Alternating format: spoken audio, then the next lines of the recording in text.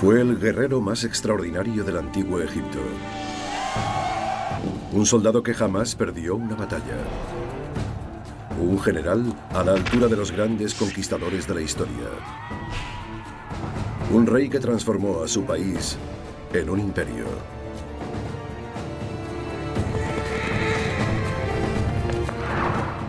Con el descubrimiento de nuevas pruebas y con la ayuda de los últimos análisis forenses, podemos desvelar por fin los secretos de su genio militar y de los demonios interiores que le alentaron. Esta es la asombrosa historia de Tutmosis III, el Napoleón de Egipto. Tutmosis, el faraón guerrero.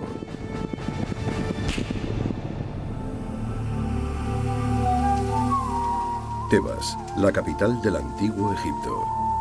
Estamos en el año 1457 antes de nuestra era, hace casi 3500 años. La reina Hatshepsut, que ha proporcionado 20 años de paz y prosperidad a su nación, acaba de morir.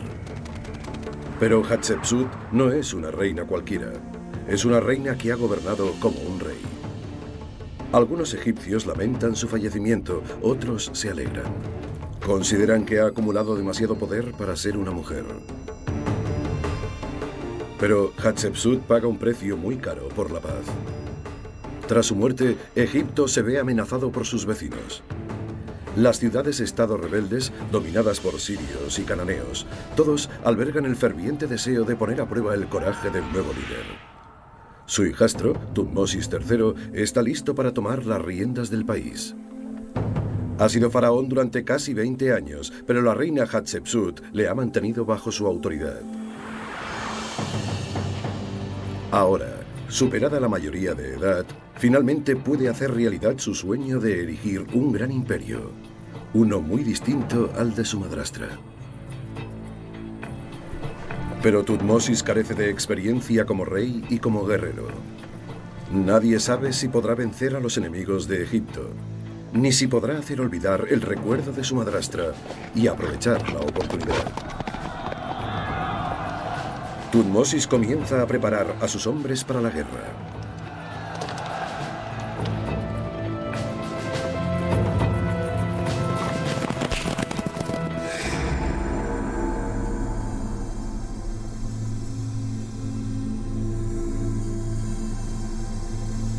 $3.500 años después, Tutmosis descansa dentro de una vitrina en el Museo de El Cairo.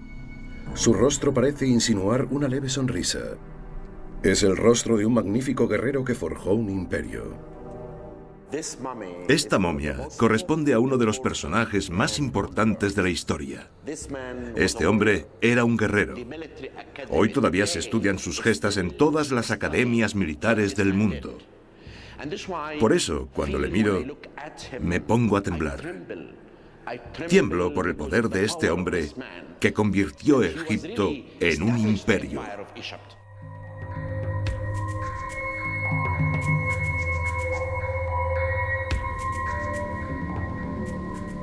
Los arqueólogos descubrieron a Tutmosis y comenzaron a descifrar sus hazañas a finales del siglo XIX. El arqueólogo francés Gaston Maspero examinó su cuerpo a conciencia. Tiene el cuello fracturado. Alguien ha separado su cuerpo y sus 4 extremidades. Los pies y los brazos están rotos en fragmentos. Maspero sabía que no eran heridas de guerra. Se trataba de los desperfectos causados por los sospechosos habituales. Saqueadores de tumbas.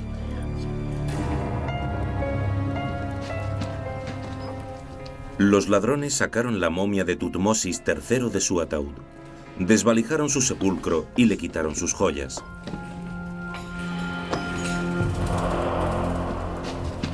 Poco después de su hallazgo, los egiptólogos apodaron a Tutmosis el Napoleón de Egipto. Al igual que Napoleón, Tutmosis sabía cómo comandar una fuerza de combate y mostró un afán insaciable por conquistar nuevos territorios. Y como lo hiciese el emperador francés, los conquistó. Pero Napoleón sufrió derrotas y reveses terribles, mientras que Tutmosis jamás perdió una sola batalla.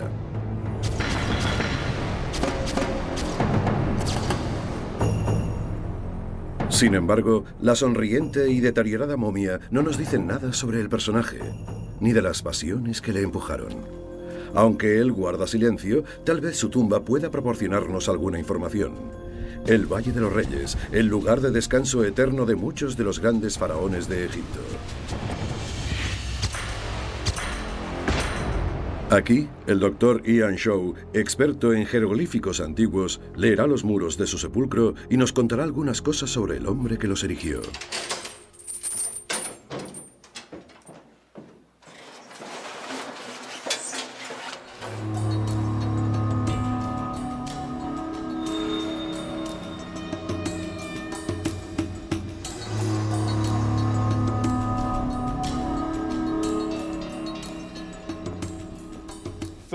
Lo más sorprendente de esta tumba es la frescura y la inmediatez de sus imágenes. Los muros nos dicen que Tutmosis era mucho más que un simple guerrero. Tutmosis era un hombre que apreciaba la belleza. No era un mero soldado o alguien que simplemente había nacido en el seno de un linaje real. Poseía la suficiente educación para llegar a transformar ciertos aspectos de su propia cultura.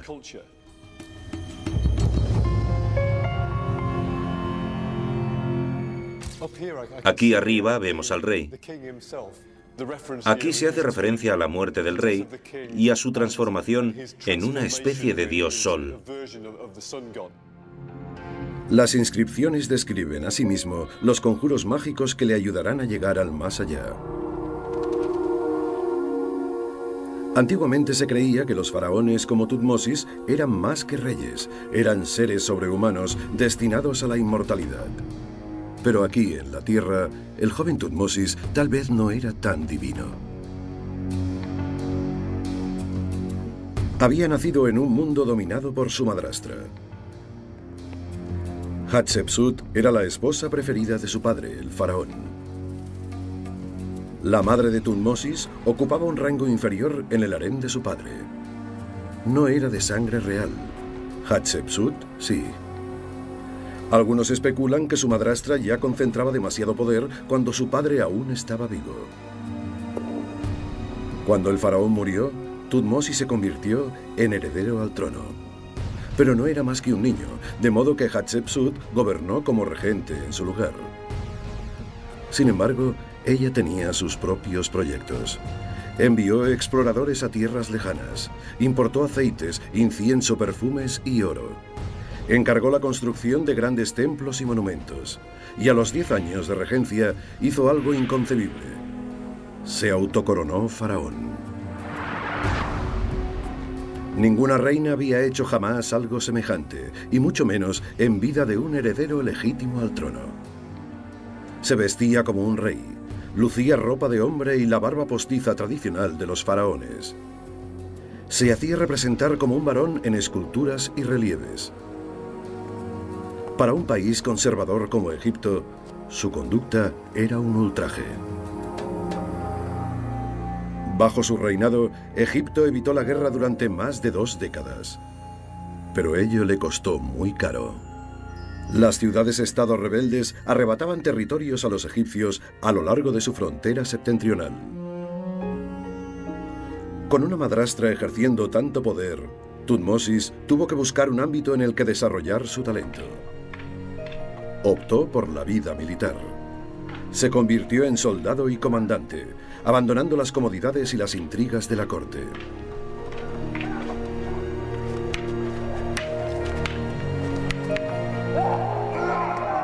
Se entrenó para ser un guerrero mientras esperaba que llegase su momento. Entonces, en el año 1458 antes de nuestra era, Hatshepsut exhaló su último suspiro. Nadie sabe la causa de su muerte. Sigue siendo uno de los misterios sin resolver del antiguo Egipto. Tutmosis accedió al poder de forma inmediata. Él creía que su nuevo Egipto necesitaba algo más que un faraón. Necesitaba un comandante en jefe capaz de arriesgar su propia vida en el frente y que encabezase la carga en las batallas. Por tanto, cuando estalló una rebelión en la frontera norte, se dirigió hacia Palestina con 20.000 hombres. Fue la primera de las 17 campañas destinadas a imponer su dominio en la región. Expandió el imperio, tanto hacia el norte, hasta el interior de Siria, como hacia el sur, a lo largo del Nilo, hasta las tierras de Nubia. Sorprendió a sus enemigos con tácticas agresivas, utilizando las naves para transportar a hombres, suministros y armas con rapidez. Su ejército llegó a transportar naves por tierra a regiones tan lejanas como el río Éufrates. Tutmosis también se comportaba como un general moderno en otros aspectos. Creó una red de espías para recabar información.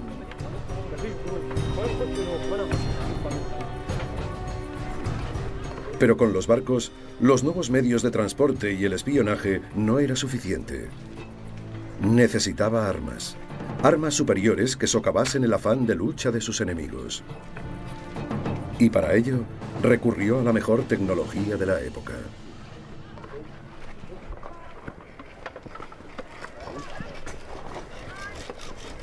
Tutmosis III, al igual que Napoleón 33 siglos después, contó con el armamento más moderno para derrotar a sus enemigos.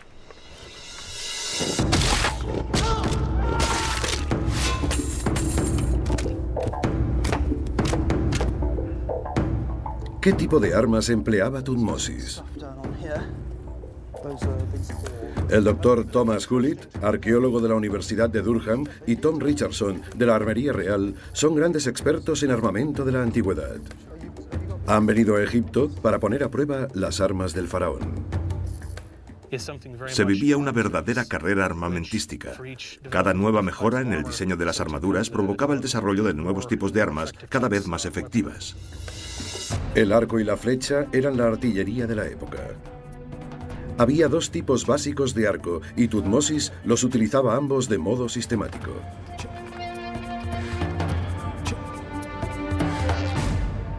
El arco común consistía en una vara de madera y una cuerda hecha con tripas de animal atada a los extremos. Se podía producir en grandes cantidades y Tutmosis armaba con ellos a la mayor parte de su infantería. Cada arquero lanzaba aproximadamente una decena de flechas por minuto. La lluvia de flechas penetraba en la carne y rompía los huesos. Para hacer del arco y la flecha una artillería aún más letal, Tutmosis adoptó una innovación reciente. El arco compuesto estaba formado por 3 capas superpuestas de madera, cuerno y tendones de animal que le daban una mayor resistencia y un mayor alcance. Pero este arco resultaba caro. El ejército solo podía pertrechar con ellos a sus oficiales y a los acompañantes de los aurigas. El arco compuesto podía propulsar una flecha a 300 metros de distancia, casi el doble que el arco común. Con los dos tipos de arcos, Tutmosis podía atacar a sus oponentes a corta y a larga distancia.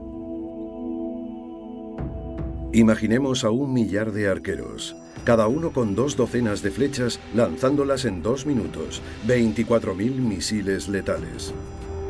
Sus enemigos no tendrían a dónde ir, ni dónde esconderse.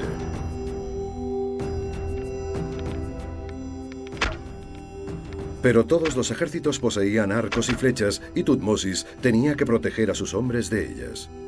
La solución era la armadura. Eso significaba usar los chalecos antibalas de la época, una tecnología tan eficaz que su uso se prolongó durante generaciones. Los expertos en armas se dirigen al Museo de El Cairo. Han venido a ver el único fragmento que existe en el mundo de la armadura que utilizaban los antiguos egipcios. Su intención es hacer una réplica y ponerla a prueba. Wow, so there's the first one of Tutankhamun's chariots. The cross scripts are actually horizontal. Yeah, well that's... Esta armadura perteneció a uno de los faraones más célebres de todos los tiempos, Tutankamón, el rey adolescente. Esta pieza se ha mantenido oculta durante años. Se trata de la armadura personal del rey Tutankamón, hecha de cuero de vaca. Es fantástica, absolutamente increíble. Para mí se trata de una experiencia única. Sin duda este es uno de los momentos más especiales de nuestra visita a El Cairo. Tener la posibilidad de ver un objeto que nadie ha visto y que te permite tener un contacto estrecho con alguien que murió hace 3.500 años resulta un verdadero privilegio. Es la única armadura del período final de la Edad de Bronce que existe en el mundo. Las escamas son de cuero de vaca. Es cierto. Si las iluminas con un foco, se ve que son translúcidas. Sí, se aprecia con claridad en esta parte de aquí. Una armadura como esta protegía de un ataque a las tropas de Tutmosis.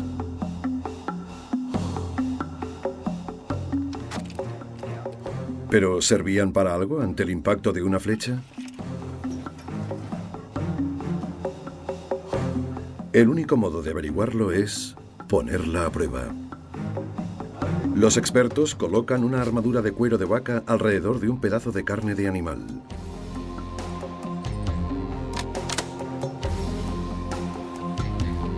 Mala suerte para el soldado. La flecha perfora con facilidad la armadura y la carne hasta el hueso. Ha llegado hasta el hueso. Sí, ha entrado hasta el hueso. La armadura no inmuniza al portador que recibe el impacto de una flecha. Lo que hace es mantener al soldado en el campo de batalla el máximo tiempo posible. A continuación, la armadura que llevaban los oficiales y los acompañantes de los aurigas durante las contiendas. Un chaleco compuesto más pesado, hecho de escamas de bronce y cuero de vaca. Eso está mejor, ¿verdad? La flecha no ha penetrado, ni siquiera la hubiese notado. Un oficial que llevase la armadura de bronce y cuero de vaca hubiese sobrevivido. Esta armadura es bastante flexible, pero no contiene ninguna placa grande de metal que impida el trauma. Imagino que cualquier golpe en la caja torácica hubiese producido la fractura de varias costillas. La armadura de bronce y cuero de vaca funciona mucho mejor que la más sencilla, compuesta solo de cuero de vaca. Veamos ahora la armadura de bronce que solo llevaban los generales. ¿Marcaba realmente la diferencia? La armadura de bronce es sólida, ruidosa y muy pesada.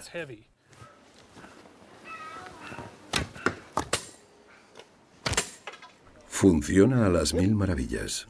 Es exactamente lo que esperaba. ¿Has visto cómo se ha doblado? Es exactamente lo que esperaba. Las pruebas demuestran que cada nueva armadura, desde la de cuero de vaca hasta la de bronce, proporciona una mayor protección.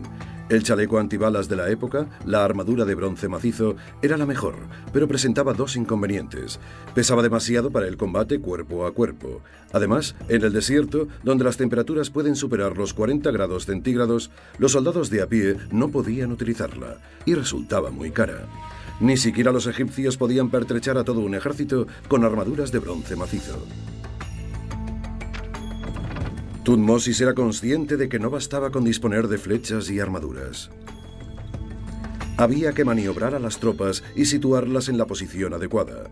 Para hacerlo, Tutmosis empleó el carro. Pero disparar una flecha con precisión desde una plataforma en movimiento no debía ser nada fácil. ¿Cómo lo hacían?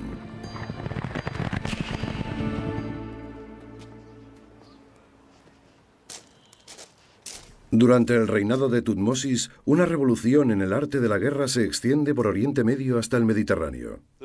Resulta imposible calibrar los enormes cambios acaecidos en Egipto durante el periodo final de la Edad de Bronce.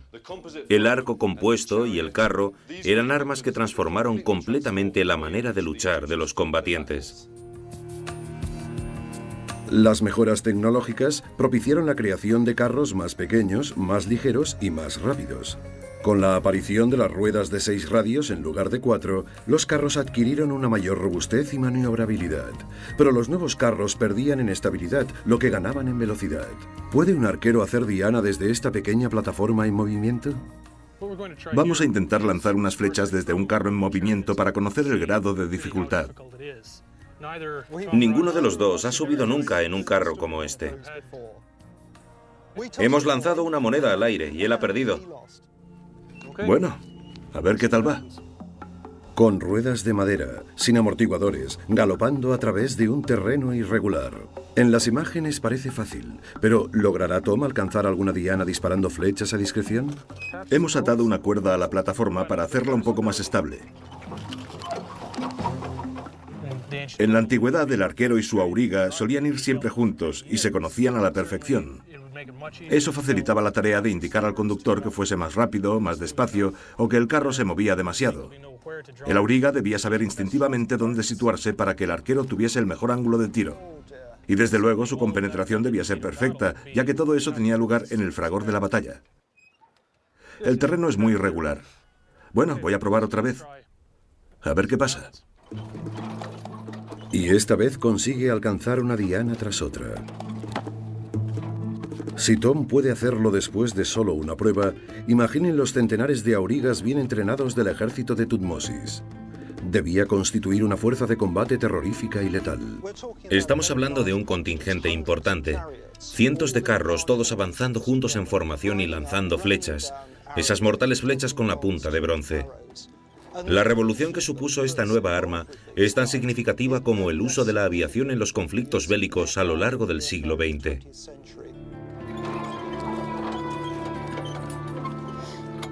Pese a todo, en la época de Thutmosis, la mayor parte de los combates se producían cuerpo a cuerpo. Thutmosis necesitaba que sus hombres dispusieran del arma más letal del momento: el hacha de combate. Además, acababa de desarrollarse una nueva clase de hacha con un gran poder destructor. El hacha había evolucionado transformándose en un arma diseñada para golpear al enemigo en la cabeza o en los hombros. Este es el tipo de hacha que tenemos aquí, la llamada hacha pico de pato.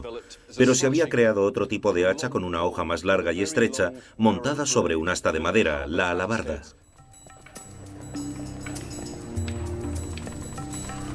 Con las hachas, los soldados de infantería podían causar estragos.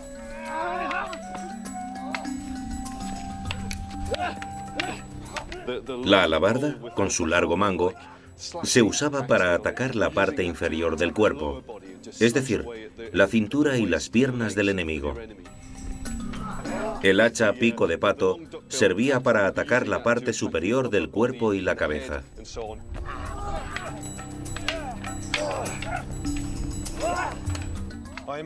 Imagino que este tipo de hacha más pequeña se utilizaba sobre todo en la fase final de la batalla, cuando los soldados entraban en la lucha cuerpo a cuerpo intentando aprovechar el caos provocado por la lluvia de flechas. Así pues, tenían que acercarse mucho al enemigo para hacer un uso correcto de ella, porque no se trataba de un arma arrojadiza, más bien había que asirla con la mano para emplearla de forma continuada a lo largo de la contienda.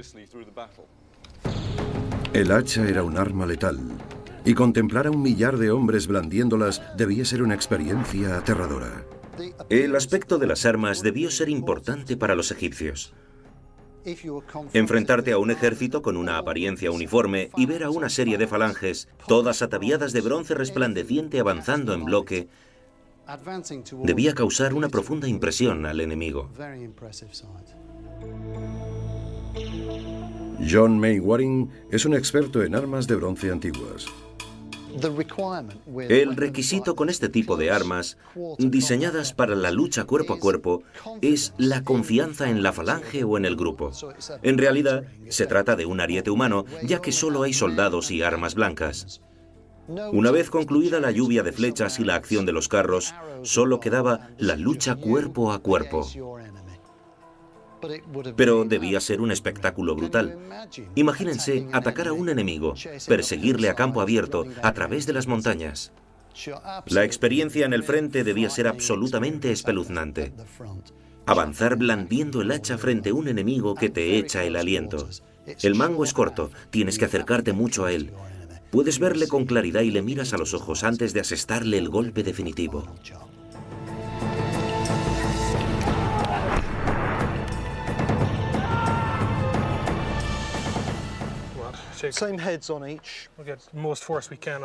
Sabemos que el hacha podía perforar una armadura ordinaria, pero ¿era lo bastante fuerte para destrozar la armadura de bronce que llevaban generales y oficiales?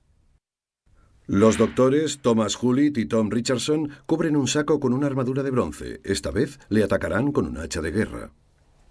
Con una mano. Como sabes, los soldados llevaban un escudo en la otra. Tienes razón. Los soldados de infantería solían llevar un escudo en una mano y el arma en la otra. Así pues, aunque resulta muy tentador utilizar las dos manos para golpear lo más fuerte posible, el primer hachazo lo haré con una sola mano. Vamos allá.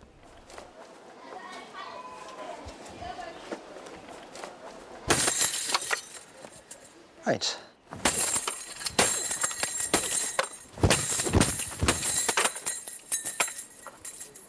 Has destrozado la armadura. Le hubiese producido un trauma debido al impacto. Aunque no le hubiese causado una herida abierta, probablemente hubiese sufrido una lesión muy grave. Si un oficial de élite se enfrentaba a un soldado armado con un hacha, podía sobrevivir al ataque, aunque resultaría gravemente herido debido al trauma producido por el impacto. En cualquier caso, siempre tendría más posibilidades de salir con vida que si no llevase nada.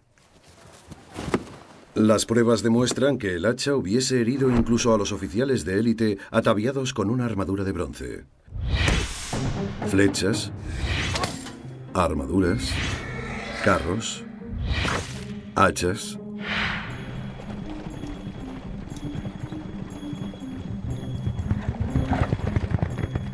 En el año 1457 a.C., Tutmosis necesitaba todo el poder destructor que pudiese concentrar y todo su ingenio.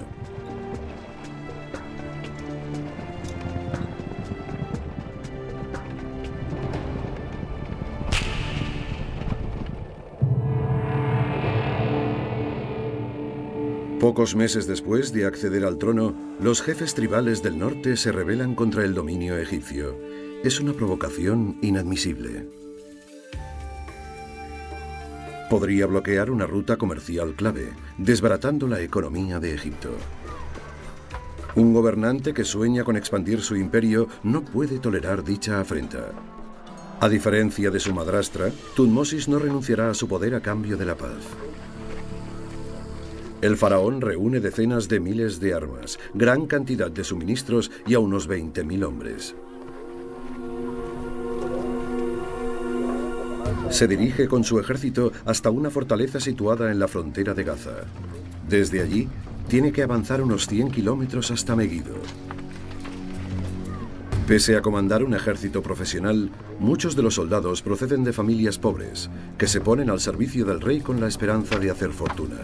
Si sobreviven a la batalla, algunos volverán con oro, ganado, caballos e incluso mujeres. Tutmosis añade un escriba a la tropa, un reportero real, para dar fe de las acciones de guerra. Al igual que los grandes jefes militares que le sucederán, Julio César, Alejandro, Napoleón, Tutmosis es consciente del poder de la palabra escrita y quiere asegurarse de controlarla. Su escriba, un comandante del ejército llamado Tanuni, se convierte en el primer reportero de guerra que presenciará la carnicería y la describirá para la historia. Su relato está publicado en el templo de Karnak, en la capital. El pueblo egipcio lo leyó, al igual que hoy lo hace Ian Shaw. Tanuni viajaba con el ejército de Tutmosis III y se puede decir que fue el primer corresponsal de guerra de la historia. Fue el reportero que acompañó al ejército durante las 17 campañas, anotando aspectos fundamentales de cada contienda, como los movimientos de las tropas, las diversas estrategias del rey y otros detalles. El diario original de Tanuni es la base de la historia que aquí se narra. No se trata de unas meras inscripciones talladas en la piedra. Es el relato escrito por alguien que probablemente tuvo que esquivar flechas mientras seguía las evoluciones del rey durante las batallas. El escriba era a la vez reportero de guerra y propagandista. Su relato incluye la batalla más célebre de Tutmosis, un enfrentamiento épico que tuvo lugar en una ciudad situada en pleno desierto llamada Megido. Esta ciudad constituye el punto clave de una importante ruta comercial. Es la puerta de entrada a las riquezas del norte. Megido es tan importante desde el punto de vista estratégico que será motivo de enconadas luchas durante los siglos venideros. Hoy la conocemos con el nombre de Harmagedón. Al final, Tutmosis se dio cuenta de que si quería expandir su imperio tenía que tomar Megido. Las fuerzas rebeldes, lideradas por los cananeos, establecen sus posiciones en el exterior de la ciudad fortificada. Uno de los flancos se dirige al norte y el otro hacia el sur. El ejército egipcio no se ha enfrentado a ningún enemigo poderoso en los últimos 20 años. Toda una generación de soldados egipcios no ha librado jamás batalla alguna. Sin embargo, Tutmosis no puede permitirse más demoras. El faraón cruza el desierto con su ejército a un ritmo de 25 kilómetros al día para reducir la distancia con los rebeldes. En una ciudad cercana a Megido, llamada Yemma, Tutmosis celebra un consejo con sus generales. Aunque es el faraón, comandará a sus hombres en la batalla. En las inscripciones vemos la imagen de un Tutmosis III audaz y enérgico. No lo presenta como un viejo caduco sentado en su trono de la corte.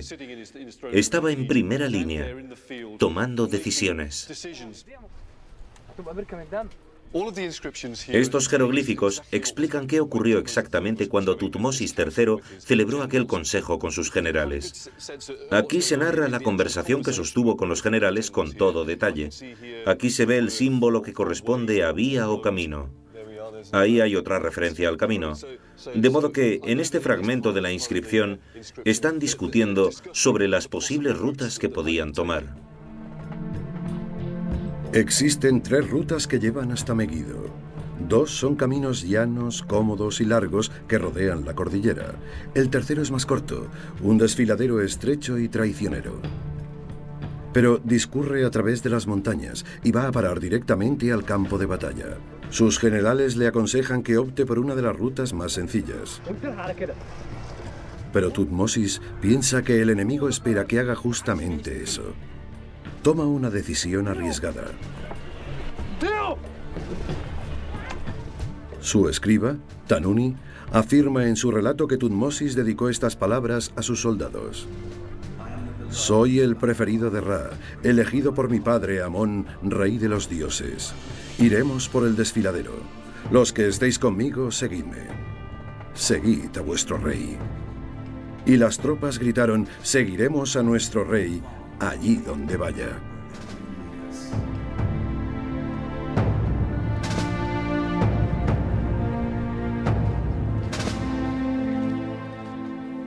¿Por qué opta por esa ruta? Probablemente piensa que si sus generales le sugieren no ir por el paso, los generales del ejército enemigo tampoco esperan que llegue por allí. Por eso dicen, no haremos lo que no esperan que hagamos, iremos por el desfiladero. El plan es arriesgado. Tutmosis tendrá todo su ejército expuesto en fila india a través del angosto camino. Si le descubren, está perdido. Tutmosis les conduce personalmente a través del estrecho paso, encabezando la marcha a pie. Hombre tras hombre, montura tras montura, su majestad muestra el camino con sus pasos.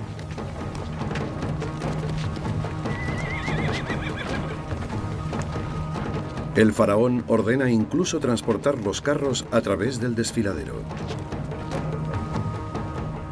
Decenas de miles de rebeldes armados les esperan en el otro lado. Creyendo saber por dónde llegará Tutmosis, han posicionado sus fuerzas cerca de los caminos llanos al norte y al sur de la ciudad, separados unos 12 kilómetros entre sí. El ejército de Tutmosis tarda toda una mañana en cruzar el paso.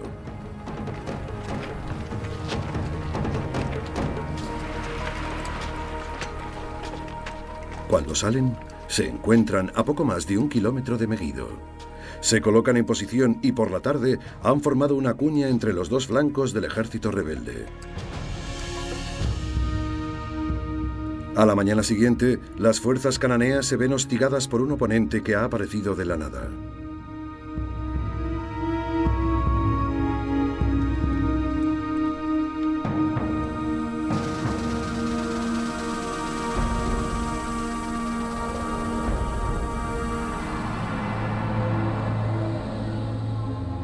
أحسن وحوش هنكسب.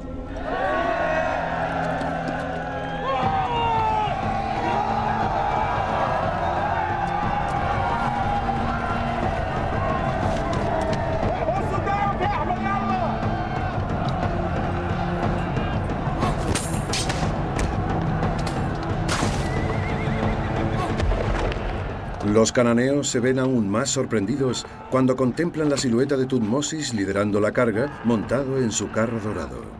Muy pronto se rompen las filas de los rebeldes y huyen despavoridos. Abandonaron sus caballos y sus carros de oro y plata como si hubiesen visto un espíritu maligno. Hay que recordar que la mayoría de esos soldados eran analfabetos. Ellos personalmente no nos han dejado relato alguno de lo que sucedió en la batalla. De modo que estos relieves son la única prueba real de la que disponemos sobre cómo vivieron la batalla los soldados de a pie. En ellos podemos ver imágenes de soldados aplastados bajo las ruedas o los cascos de carros y caballos.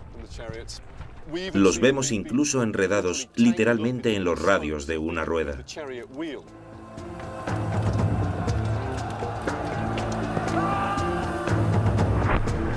Pero esta batalla resulta ser solo el principio.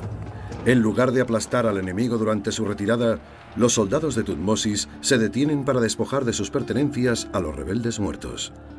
El retraso permite a los cananeos reagruparse en el interior de la fortaleza. Tutmosis está furioso y se ve obligado a sitiar la ciudad.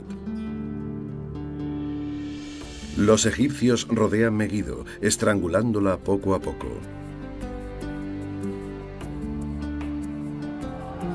La ciudad tarda 7 meses en caer.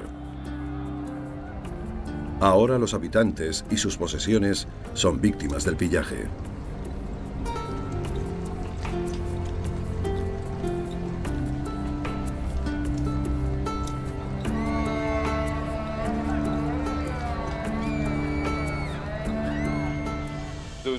No había lugar para sentimentalismos. El objetivo era arrebatar a los muertos y heridos todo el material y las armas que el invasor pudiese necesitar para emprender la siguiente fase de la campaña.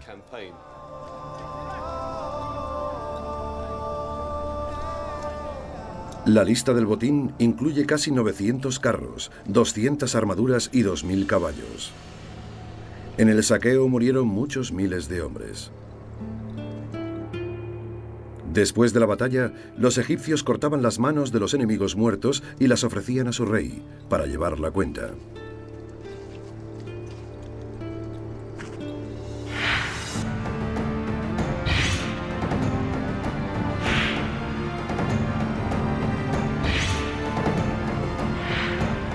Sentían un escaso respeto hacia los enemigos muertos, pero el enemigo hubiese hecho exactamente lo mismo con ellos.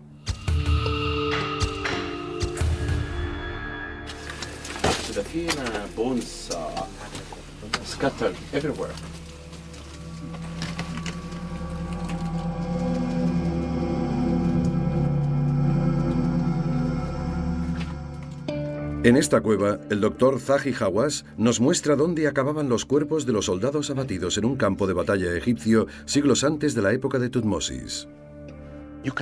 Aquí vemos el resultado de una dramática escena que ocurrió hace más de 3.900 años. Tenemos que cerrar los ojos e imaginarnos a 60 soldados valientes que lucharon y murieron para defender a Egipto. El rey les homenajeó y los enterró aquí. Estos son los huesos de soldados egipcios anónimos marcados por las heridas de guerra para toda la eternidad.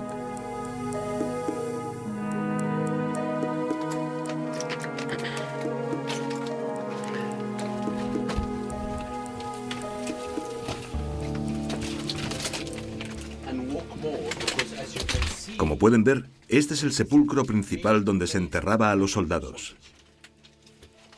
Hay lino esparcido por todas partes.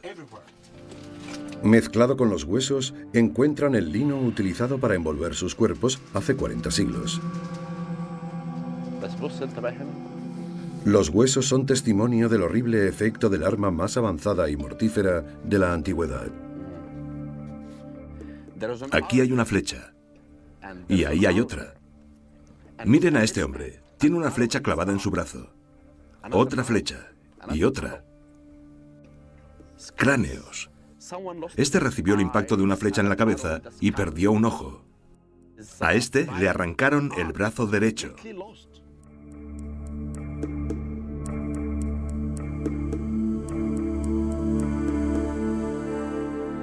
Los huesos son una prueba evidente. Pero estos relieves nos dicen aún más cosas sobre el cruento espectáculo que se presenciaba cuando se mezclaba el metal con la carne.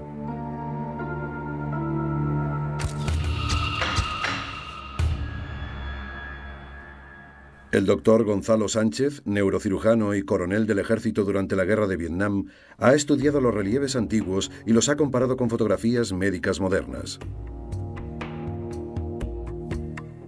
Este individuo que cae del carro presenta una hiperextensión en la parte posterior de la cabeza, hacia atrás, con los hombros echados hacia adelante, girando los brazos, con las manos hacia abajo y extendiendo la cabeza y las piernas.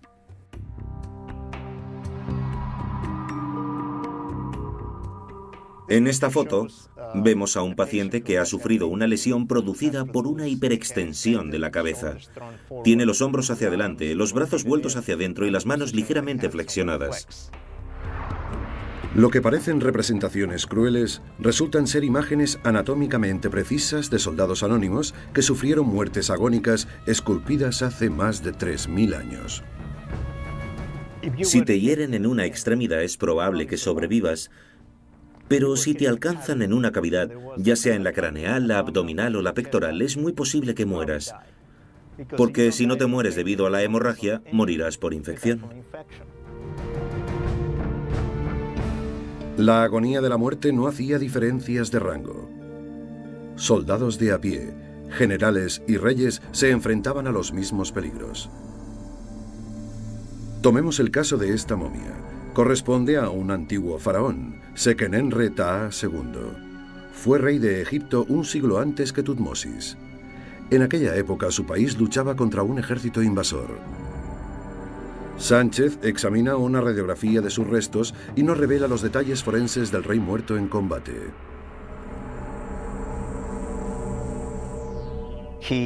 Debía encontrarse en primera línea con sus tropas y los enemigos le rodearon. Probablemente intentó evitar un impacto procedente del lado izquierdo con su brazo, pero el hacha le golpeó en el lado izquierdo en trayectoria ascendente y penetró lo bastante para romperle los huesos de la cara. El cráneo de Sekenenre se encuentra en pésimas condiciones.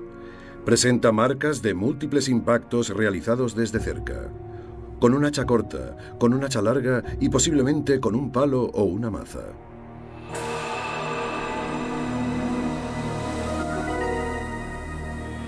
A diferencia de Sekenenre, Tutmosis sobrevivió a 17 campañas militares sin sufrir un solo rasguño. Aunque sabemos bastante acerca de Tutmosis el guerrero, sabemos muy poco sobre los motivos que le impulsaron a ser la clase de rey que fue. La respuesta puede hallarse en la misteriosa muerte de su madrastra, la reina Hatshepsut, y en una antigua tumba llamada KV60.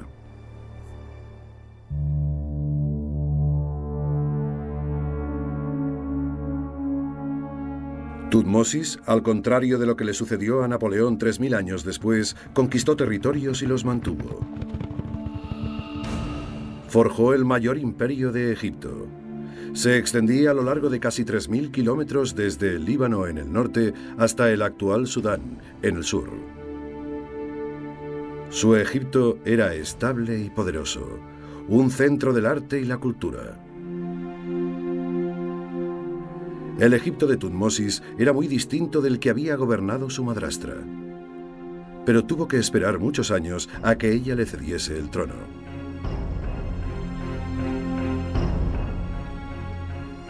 Algunos arqueólogos sostienen que Tutmosis organizó su asesinato y ocultó su cadáver. Alguien se llevó el cuerpo de su cámara mortuoria. Ahora, tal vez estemos a punto de descubrir sus restos. Hace 100 años, en el Valle de los Reyes, los arqueólogos hallaron 2 momias en una pequeña tumba cercana a la cámara mortuoria de Hatshepsut. Los arqueólogos identificaron a una de ellas, correspondía al cuerpo de la nodriza real, pero la identidad de la otra permaneció desconocida. Ahora, las egiptólogas Salima Ikram y Yanis Kamrin se unen al doctor Zahi Hawass para inspeccionar la momia. Hawass piensa que podría ser la reina Hatshepsut.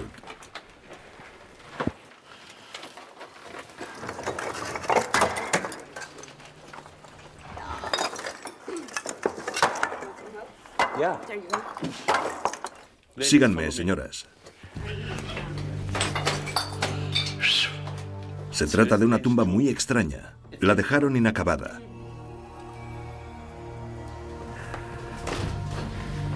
Nice. Body.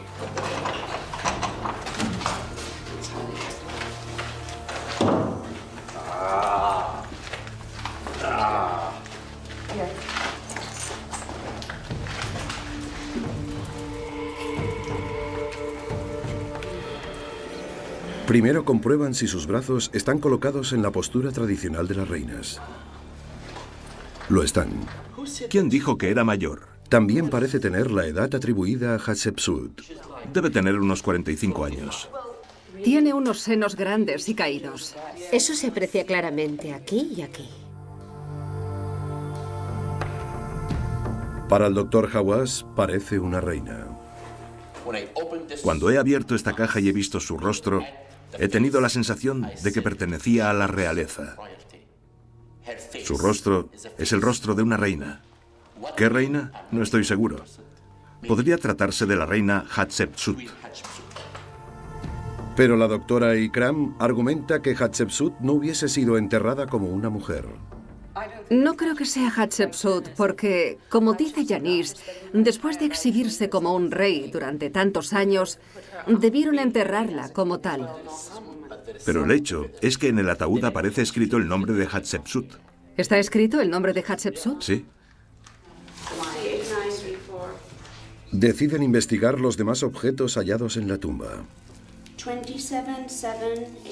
Todo parece normal, excepto una cosa.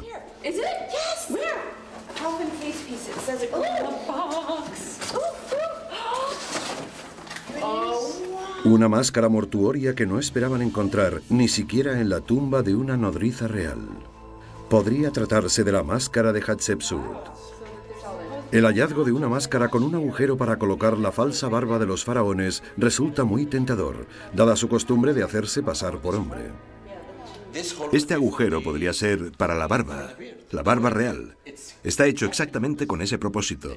Los egipcios siempre hacían este orificio para encajar la barba real. Se trata, pues, de la máscara de una reina.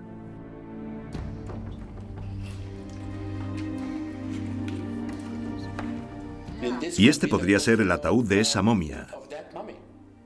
La reina Hatshepsut. Fantástico.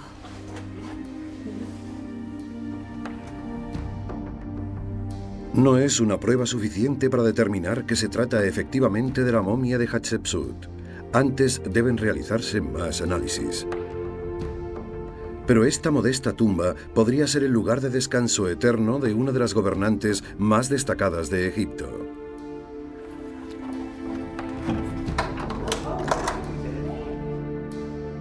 Si Tutmosis había ordenado el asesinato de su madrastra, parece lógico que abandonase su cuerpo en esta oscura tumba. No es un caso irrefutable, pero sabemos una cosa a ciencia cierta. Cerca del final de su vida, Tutmosis exteriorizó finalmente sus sentimientos y se vengó públicamente de Hatshepsut. Si se observan con detenimiento, en los templos de Deir el-Bahari y Karnak se intuye el perfil de una figura. Alguien la ha borrado. En otros muros aparecen más imágenes del mismo personaje, todas eliminadas deliberadamente por orden directa de Tutmosis. Son imágenes de la reina Hatshepsut.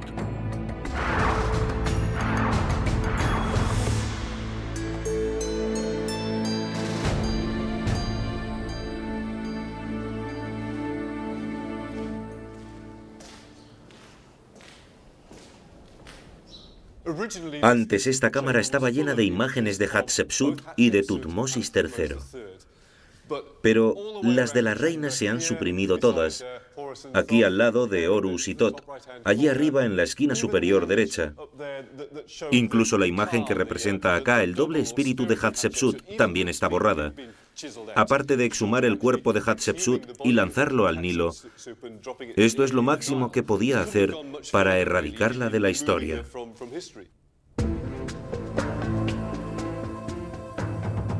Los registros del antiguo Egipto indican que 30 años después de la muerte de Hatshepsut, Tutmosis ordenó la destrucción de todas las representaciones de su madre. Todos los altares, imágenes y estatuas. Parece un acto incongruente y trivial para un faraón tan grande. Sin embargo, para los antiguos egipcios, las imágenes poseían un enorme poder, tanto en este mundo como en el más allá. Destruir las imágenes y las estatuas de Hatshepsut era un cruel intento de eliminarla de la historia. Pero además, con ello Tutmosis le negaba cualquier posibilidad de alcanzar la vida eterna, de alcanzar la inmortalidad.